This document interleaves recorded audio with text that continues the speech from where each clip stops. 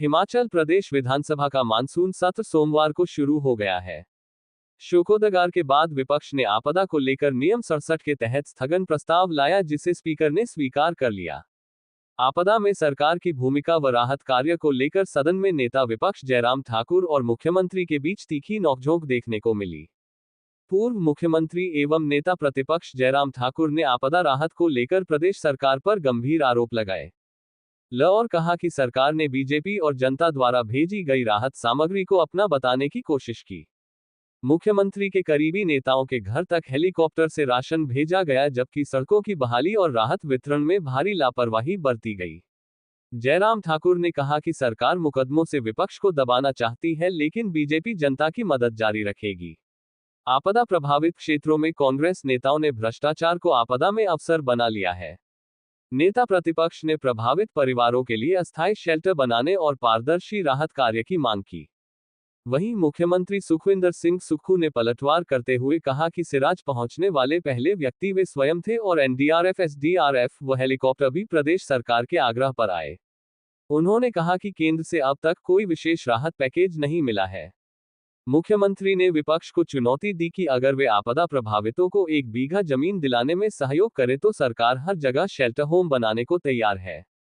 सुक्खू ने यह भी कहा कि दोषारोपण से काम नहीं चलेगा, बरसात थमने के बाद ही स्थायी समाधान संभव है। पंजाब दस्तक के लिए सुरेंद्र राणा की रिपोर्ट। आता है, प्रताड़ित करने में आनंद आता है, वो उस तरह की सोच जो है वो हिमाचल प्रदेश की सरकार की वर्तमान में है, बन चुकी है। और विशेष तौर से मुख्यमंत्री जी को आनंद इस बात का आता है कि मैंने इस आदमी को प्रताड़ित किया। इसकी अनुभूति, चाहे वो मीडिया के हमारे मित्र हैं, छोटी सी बात पर एफआईआर होती है, और उसके अलावा चाहे वो इस तरह से आपदा से प्रभावित लोग हैं, उनको प्रताड़ित करने उसकी भी अनुभूति, आनंद की अनुभूति उनको हो रही है, उनके मंत्री को। उनको ये सोच मुझे लगता है कि पहली बार में किसी मुख्यमंत्री में मैंने देखी होगी अपने जीवन में। इस सोच से उनको बाहर आना चाहिए। इस बात को उनको समझना चाहिए कि हमेशा के लिए वो भी मुख्यमंत्री नहीं है। क्या हमारे सामने काले झंडे नहीं दिखाए गए, हमारे सामने इस तरह की बातें नहीं की गई, नारे नहीं लगाए गए, लेकिन हमने फिर भी संयम रखा, सब्र रखा।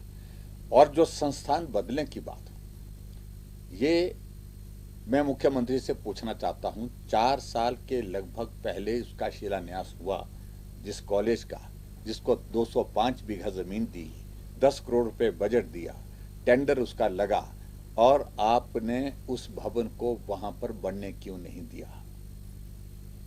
आपदा तो अभी आई है। आपदा का बहाना लेकर के आप किसी को प्रताड़ित करना चाहें, किसी इलाके से बदल करके, वक्त आएगा 2 साल के बाद हम भी इस बात को देखेंगे कि कौन कौन से संस्थान कहां कहां से बदले जा सकते हैं। हम बदले की भावना से काम करने में विश्वास नहीं करते हैं, लेकिन जो आज वो कर रहे हैं भुगतना तो पड़ेगा। इस बात को उनको भी समझना पड़ेगा। अब मंडी में मेडिकल यूनिवर्सिटी दी है, पहले कहा बल में बनेगी, फिर उसके बाद कहा कि सुंदरनगर में बनेगी, फिर उसके बाद एक टीम इन्होंने भेजी, कुछ अधिकारियों को कहा कि जमीन हमीरपुर में नादौन विधानसभा क्षेत्र में देखो, मेडिकल यूनिवर्सिटी को वहां बदलना है। फिर उनको लगा कि अपने विधानसभा क्षेत्र में बदलने से नुकसान हो, इसलिए होगा कि बोलेंगे मुख्यमंत्री अपने क्षेत्र में ले गए। फिर अब अंततः गत्वा वो मंडी की मेडिकल यूनिवर्सिटी को बदल करके सरकार घाट ले जाने की घोषणा की है। हम सिर्फ इतना कहना है, आप सरकार घाट में जो नया करना वो करिए, लेकिन जिस विधानसभा क्षेत्र को जो दिया गया हो उसको छीनो मत। आप उसे बड़ा संस्थान दीजिए, आप उसे बड़ा काम वहां पर करिए।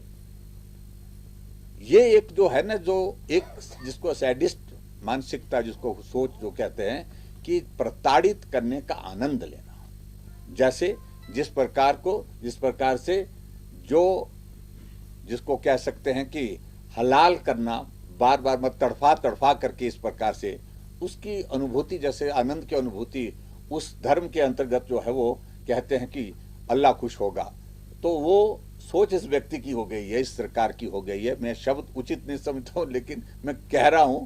और ये स्थिति बन गई है आज की हिमाचल प्रदेश की सरकार की। इनको आनंद आता है कि मैंने संस्थान बदल दिया, मैंने FIR कर दी, मैंने स्कूल बंद कर दिए, मैंने संस्थान बंद कर दिए, डिनोटिफाई कर दिए, तो इस सोच से बाहर कब निकलोगे? तुम काम कब करोगे? 3 साल तुम्हारे बीत गए सरकार के, और 3 साल बीतने के बावजूद भी आप इसी काम में लगे हैं।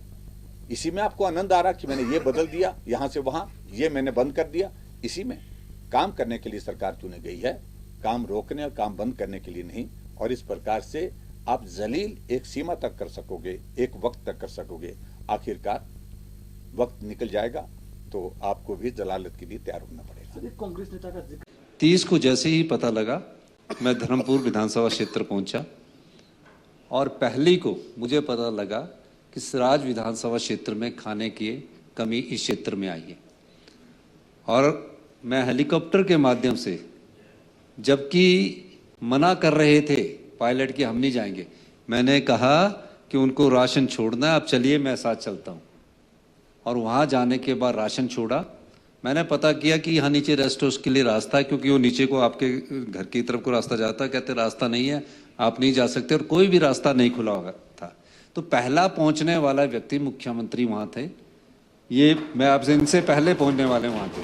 हमें सरकार की जिम्मेवारी उतारे। इससे के बाद मैं बताता हूँ, डिप्टी कमिश्नर, SP, DC, उन्होंने पूरा दिन रात काम किया। अगले दिन 1-2 दिन बाद माननीय डिप्टी चीफ मिनिस्टर को हमारी सरकार ने वहाँ भेजा, PWD मिनिस्टर को वहाँ भेजा, सब मंत्री वहाँ गए। सरकार की संवेदनशीलता क्या होती है? सरकार की संवेदनशीलता होती है कि सबसे पहले टेम्परेरी तौर पर सड़कें खोली जाएं, और अगर सड़कें खुली तब आप वहाँ पहुँचे।